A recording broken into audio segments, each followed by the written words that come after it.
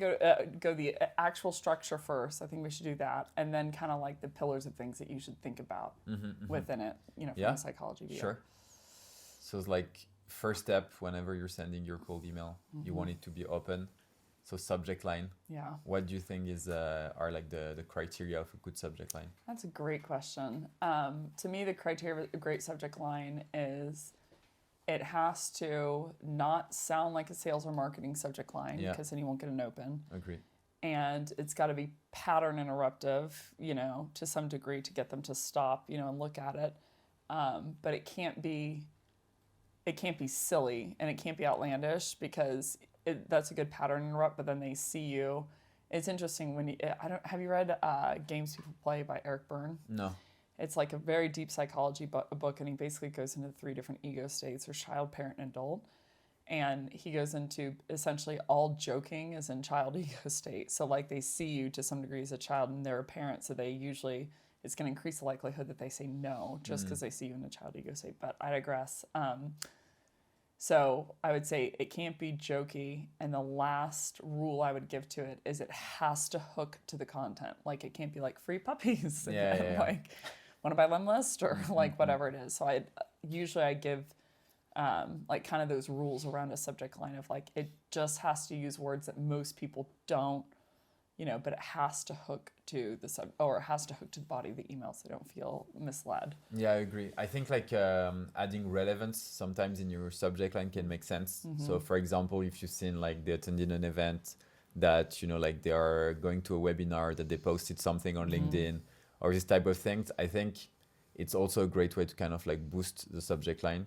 Same as adding variables like the first name or the company name. Increase. First name always have an increase. It's actually quite funny. But it has to be done in a way that doesn't look like fucking marketing email. Totally. I think it's because it's if I had to guess why, it's a dopamine hit. Yeah, you see your name, you want to open it. Speakers use this all the time. They're like, that's a great question, G or Guillaume.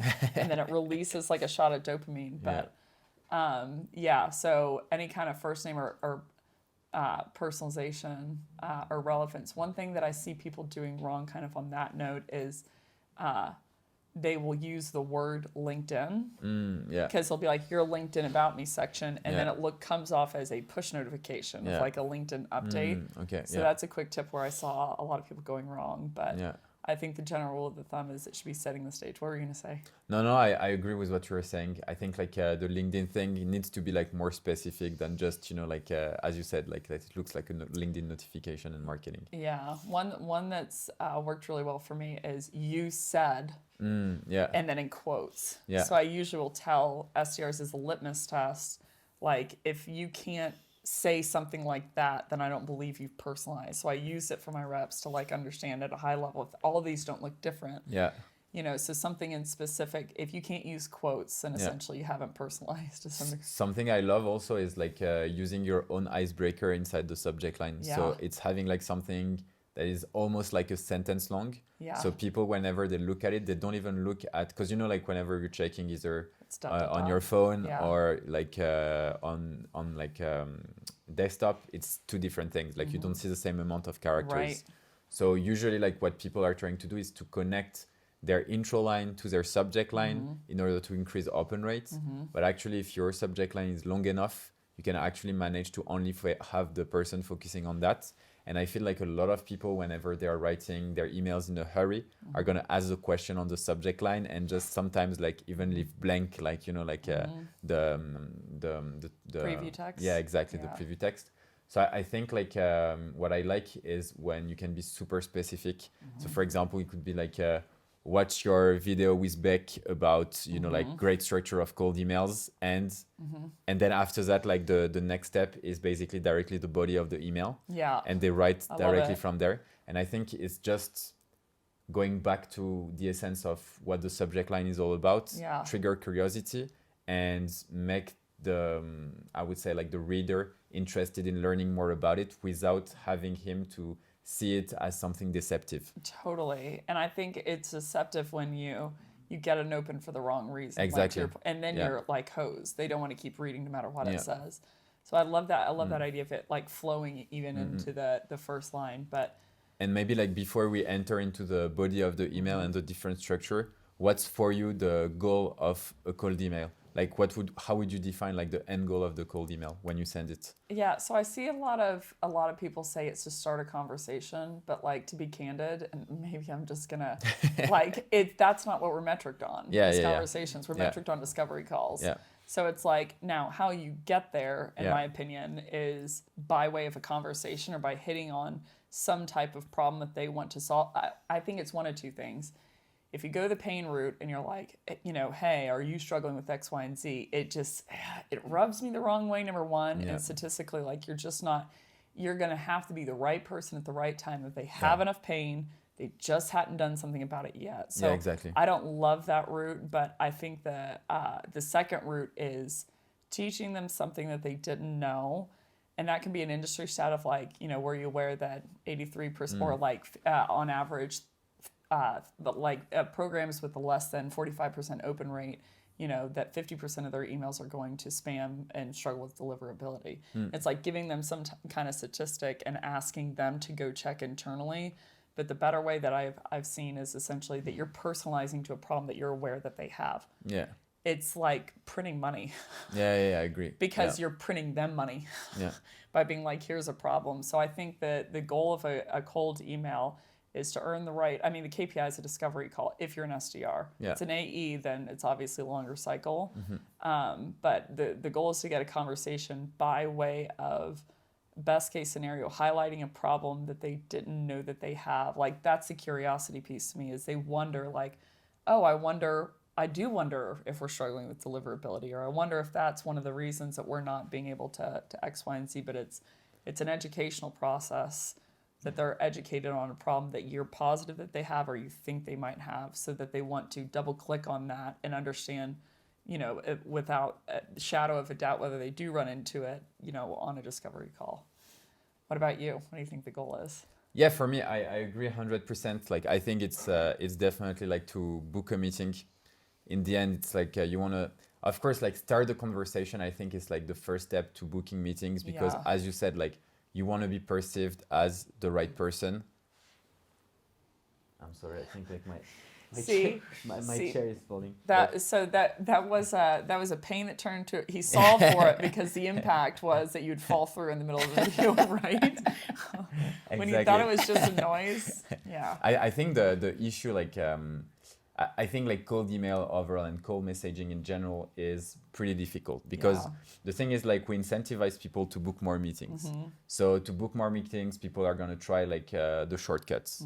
And I do feel like before someone accept to have a meeting with you, especially if you are like targeting CMOs, VP sales, like leaders, CEOs, etc., you're going to need to have like proven your value first. And I feel like in an email, it's hard to do it unless you really have crafted it the right way and triggered like and brought a lot of value.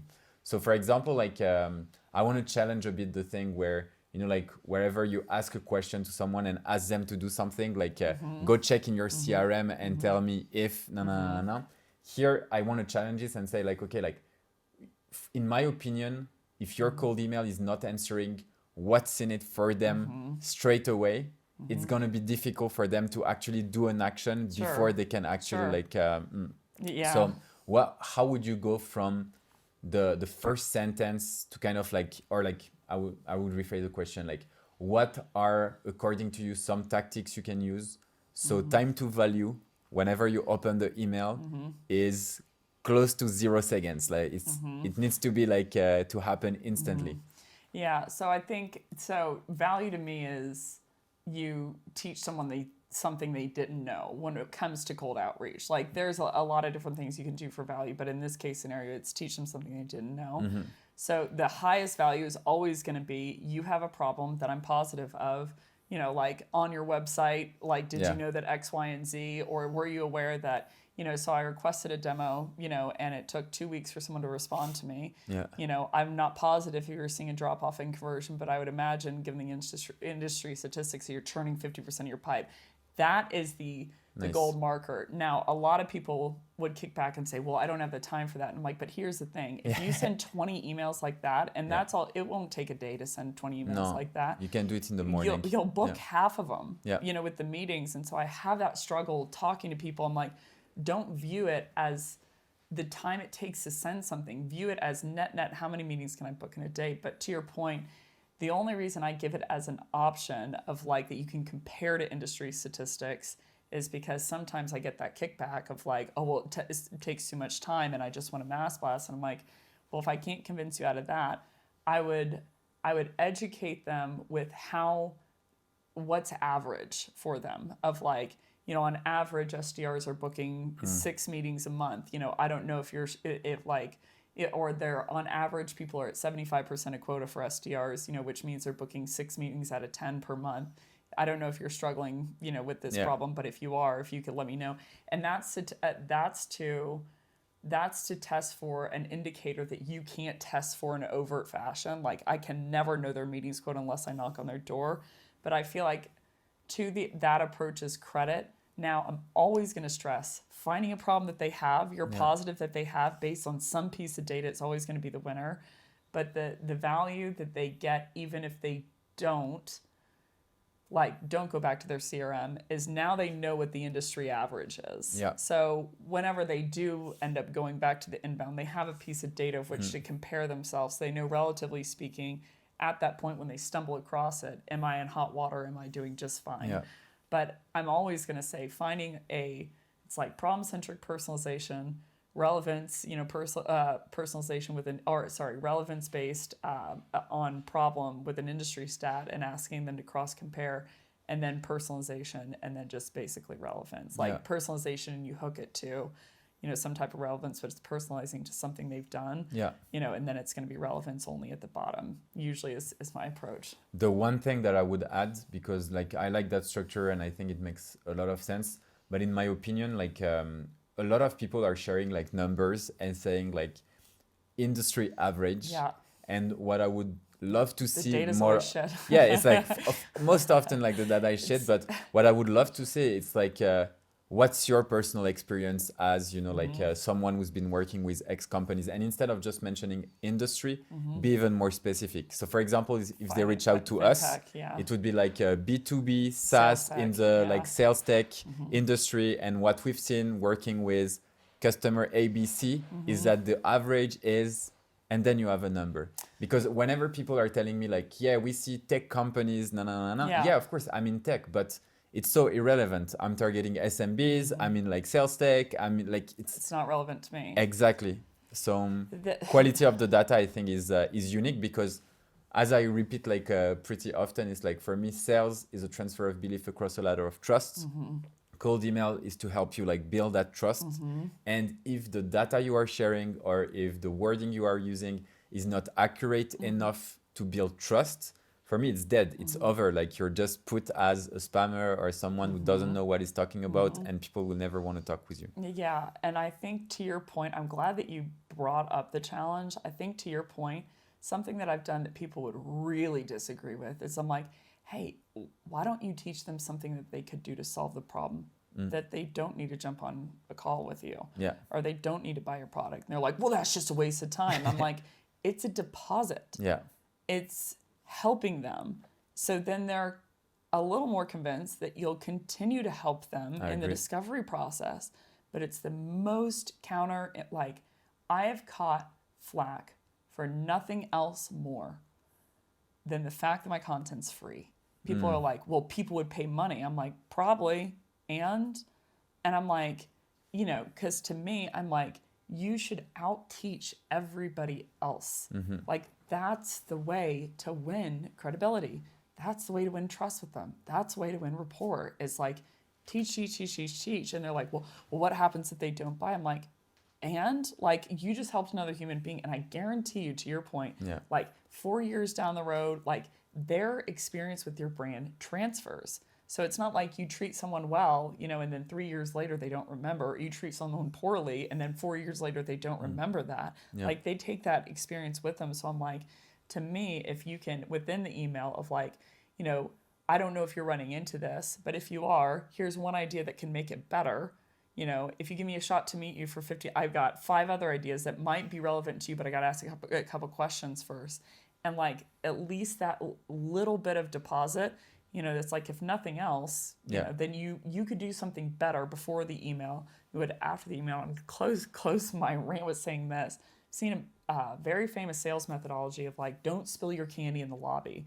And what they mean by that is don't spill your expertise or give away free consulting. Yeah. And I'm like, but it doesn't end up being free because they actually end up buying because you had the audacity or the, like, I don't know if it's intent, like good intent to like spill the candy. Yeah. No, but I agree. And I think it's, for me, it's exactly the same thing as giving a free trial or giving a free sample. Totally. If you are like launching a new product and it's like, for example, new ice cream, you would see like people like doing a huge line. They would taste it. If they like it, they're going to purchase it. Yeah. It's as simple as that. So like show your value first. And then after that, it's much easier like to convert. Yeah. So I know the topic was components of creating. Yeah, but so I'd say yeah, like first, you know, I would say a couple tips. Ask for what you want. Yeah. But to your point, teach someone something, give them a piece of value, ask for exactly what you want, and then push-pull on the back end of like either way, you know. Yeah.